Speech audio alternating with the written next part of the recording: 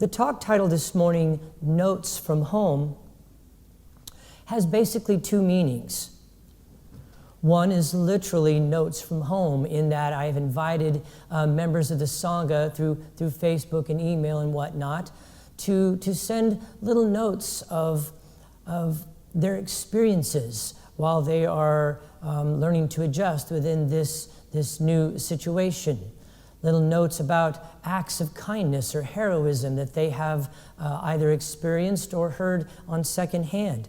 And the other meaning for notes at home is more of the metaphysical, or the insights, with the heart being home, and the insights that arise through this crisis are the little notes that the heart is sending us. These insights, these awakenings, these opportunities to practice and to become aware of our spiritual path are little notes from home, and in this case, home being the heart. And so times of great upheaval or times of great crisis, either personally or collectively, can be times of great awakening. It is in the suffering that acts of courage are born, whether they are a dedication to service to the sick, such as the doctors and the nurses and the first responders who are working tirelessly on the front lines right now, or perhaps it is a time where a single practitioner staying at home, meditating, raising consciousness to counter the intense fear energy that is so permeating our world today. Zen Master Thich Nhat Hanh tells the story of a refugee boat that was overcrowded and had, as it was crossing to safety, had encountered rough waters. And everyone on the boat began to panic and scramble and shuffle about. But all it took was one person, one man who sat down and began to meditate, who exuded an air and a presence about him that was very much something as a light for the others to see. And so they all followed suit. They all sat down and became calm. They went inside and they got in touch with their divine energy, the divine spark within, with their Buddha nature, their Christ consciousness. And in this way, they helped to still the boat instead of running back and forth and rocking it, in which they surely would have tipped it over. Our practice will serve us very well now.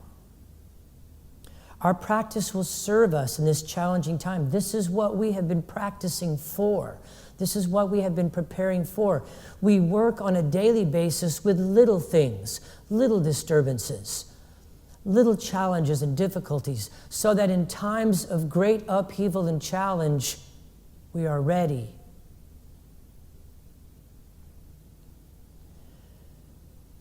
Our practice will serve us in several ways. First, through wise understanding, we know that the nature of suffering is clinging to form, attachment to form.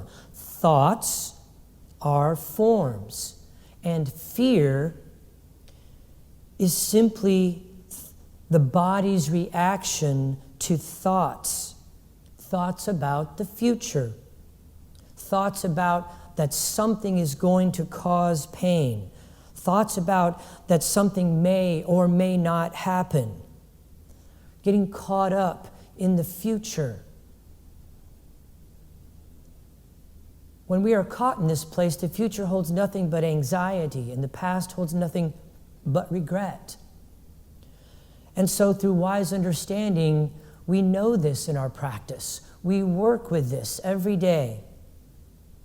Secondly, the tools that we use as practitioners, mindfulness, meditation, gratitude practice, Tonglen practice. We employ these tools in the same way that a skilled carpenter would employ the tools of his or her trade. And third, taking refuge in the three jewels, the Buddha, the Dharma, and the Sangha. So you see, we're ready for this. This is my way of saying, you got this. Yes, there is real suffering occurring right now. There is real suffering going on. But most of us are actually not in any pain at this moment. But fear is very, very prevalent right now. As individuals, we may be out of work. We may be concerned for loved ones. The loss of our routine and the loss of community and the collective fear itself within the society. All of these are reflected and amplified within our own minds. There is a tendency to watch more news shows than is really necessary, feeding the fear, flipping from YouTube to YouTube or from channel to channel, looking at all of the different things that are going on. Notice the conversations that we're having with friends and family. How everything is going to hell in a handbasket. How there is blame for various government agencies. There is judgment about the way things are being handled or what our neighbors are doing. All of these things feed fear. Because remember, fear is just a belief in the thoughts that there's going to be pain, belief in the thoughts that something may or may not happen. And when we feed this fear, when we cultivate fear, then fear manifests and become physically felt. A raw feeling in the stomach, perhaps the body reacting. Do you see how we cultivate fear this way? This is the cultivation of fear in action. So in what ways have you been cultivating fear? Come back to our practice. Return inside. Become aware of what fear feels like. Feel it. What does it feel like when we're having conversations with people talking about how bad things are? Now, please do not misunderstand me. We can take present moment precautions, such as washing our hands, using germicide on the counters, the doorknobs, wearing masks, and we do this simply because this is what we are asked to do. This is the practical nature of this life circumstances. This is what we are to do. And we can do that in a present moment awareness. That doesn't mean you're cultivating fear when you wash your hands. In fact, while you are washing your hands, you can do metta practice or loving kindness practice. It takes that much time to thoroughly and completely wash your hands. So, mindfulness asks us to become aware of what we are cultivating in this moment. Are we seeing what is here and now, or are we seeing what is not here?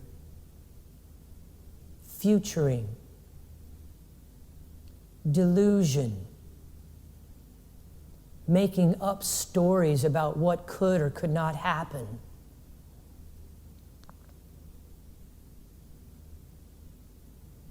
I'll share with you my own reactions from the past 2 weeks. I too have felt the fear. The collective fear is a difficult thing to not get caught up in. So my reaction to all of this fear was more doing.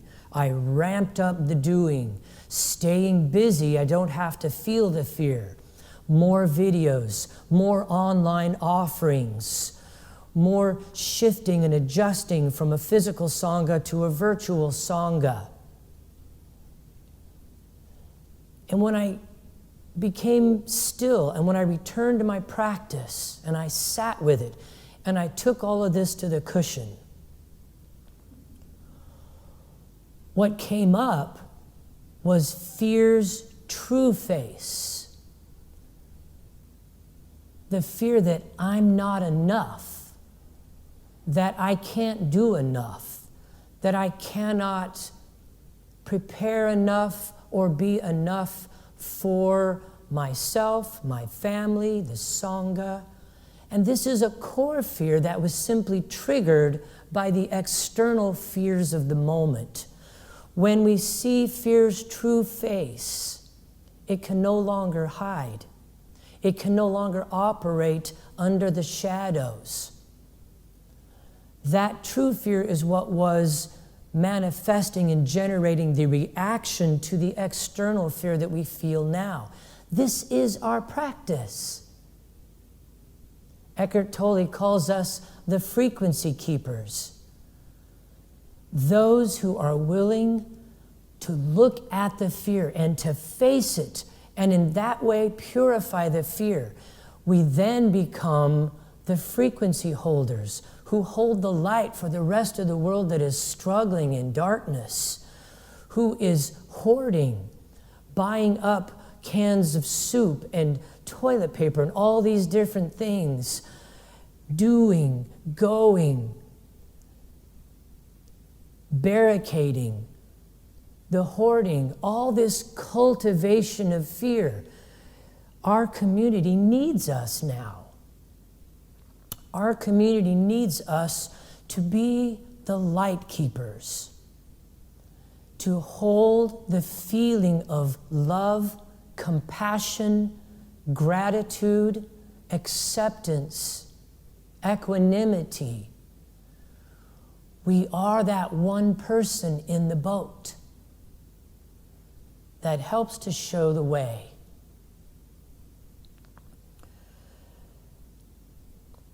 The Bodhisattva vows are vows of compassion and equanimity in all circumstances, not certain ones at certain times. This one's not too big. Our vow is compassion for all beings, all those suffering right now, the ones who are scared, the ones who are angry, the ones who are frustrated, the ones who are confused. Wise thought reminds us to look at what seeds we are pouring water on. Are we cultivating fear, anger, and delusion, or are we cultivating love, compassion, understanding, and clarity? So let me share with you now some actual notes from home. Sangha members who have sent in experiences for me to share with the rest of you. The antidote to fear is gratitude. So as I read these notes, I want you to cultivate the feeling of gratitude within. Let it shine like a bright, warm light, filling you up. And I want you to radiate that warmth and that light out to your household, to your family, to your pets, to your neighborhood. I want you to radiate this light out.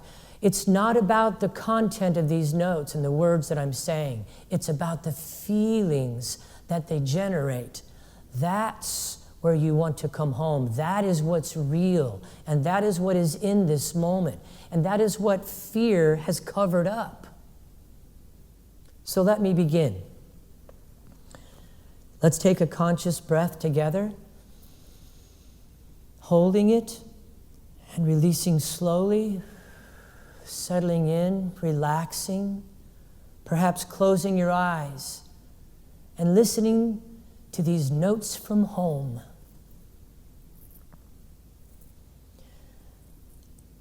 I don't feel truly isolated. I am grateful to be able to connect with my friends and my family, my loved ones, over great distances through the internet, through FaceTime, and through Zoom. It is not totally crazy to find me walking from room to room doing things, connected with a friend who gets to see various elements of my house that they have never seen before, sometimes making funny comments about my decorating skills. I am grateful for the beautiful souls who have been bringing food and supplies to those who are shut in. Bringing a smile, even if it's 6 feet away, reassuring them, letting them know they are not alone.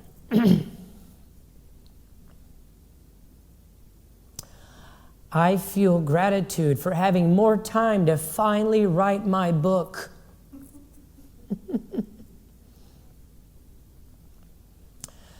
It has been a blessing to see communities uniting behind each other.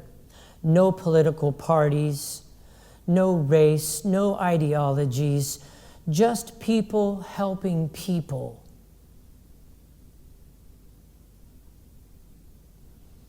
I saw the plaza in a new way today.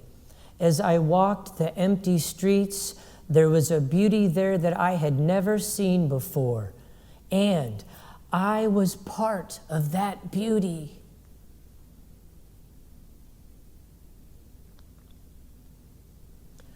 My heart sang as I was able to spend time with my teenage daughter, remodeling and painting her room, and I was actually able to get her off the cell phone for more than 10 minutes.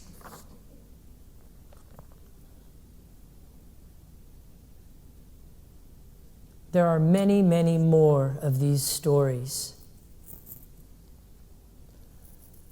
Stories of gratitude. You see, in times of great crisis, there are moments, times, and possibilities of great awakening. It could just be that this pandemic is exactly what we needed to unite us as a world, as a globe. As I was driving the other day to visit my mother, I was listening to an NPR article that talked about environmentalists are watching these satellite images of pollution clearing up around some of the most populated cities of our planet. The clouds are literally parting. Smog, smoke, and pollution are dissipating, and they're watching this on the radar. It's amazing. People are connecting with each other in ways they never even knew possible. People are realizing that their lives have been ramped up. Now that they have some stillness and some peace in their lives, they're seeing the contrast. And the contrast is what helps us to wake up, because we begin realizing, oh my gosh, I didn't know I was here. Now that I'm here, I can find that peace in the middle. I don't have to go back to that.